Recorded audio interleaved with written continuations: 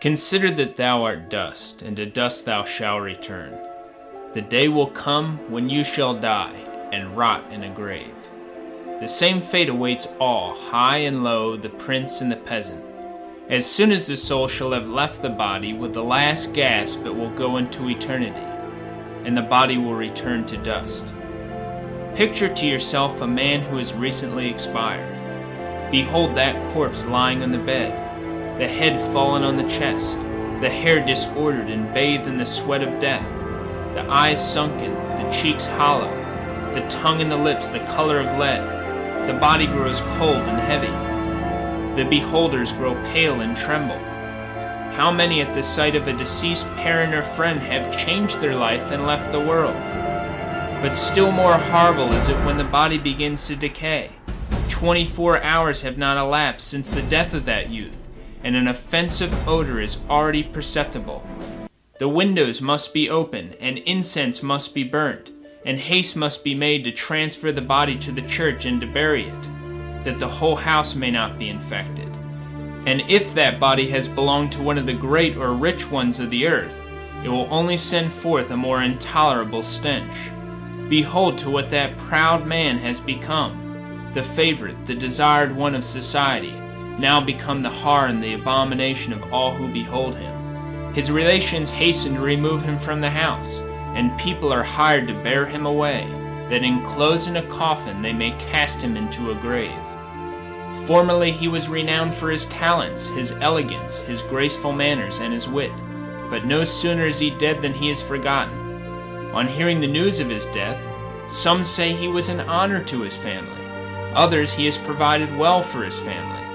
Others grieve because the departed had done them some service. Some rejoice because his death brings some advantage to them. However, in a short time, no one will name him any more.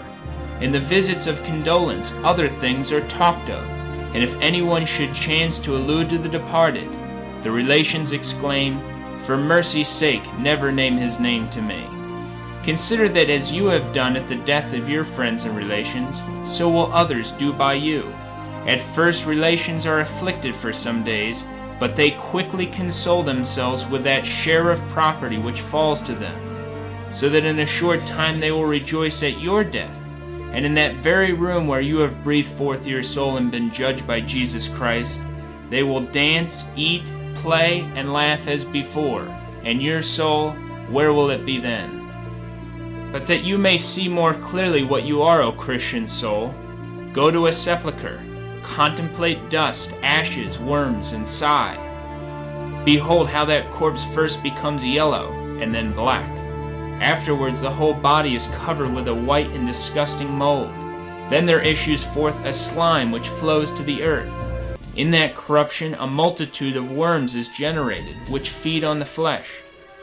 The rats feast on the body, some on the outside, others enter into the mouth and bowels. The cheeks, the lips, the hair fall to pieces. The ribs are first laid bare, then the arms and legs. The worms, after having consumed all the flesh, devour each other, and at last nothing remains of that body but a skeleton, which in time crumbles in pieces, the bones separate, and the head falls from the trunk. See then what a man is? A little dust on the barn floor, which is carried away by the wind.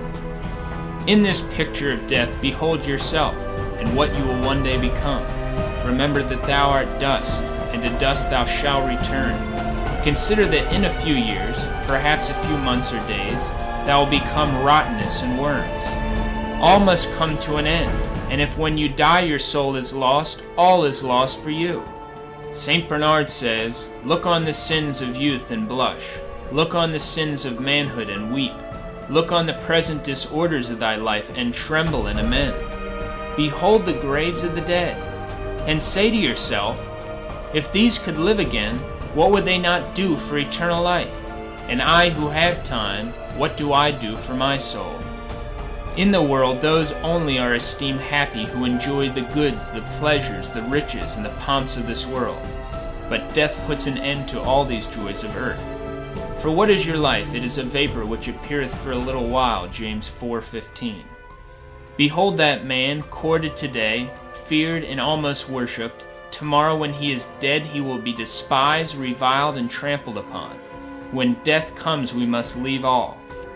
When the body is laid in the grave, the flesh falls off, and behold, his skeleton can no longer be distinguished from the other skeletons. Go to the grave, says St. Basil, and see if you can there discover who has been servant and who has been master.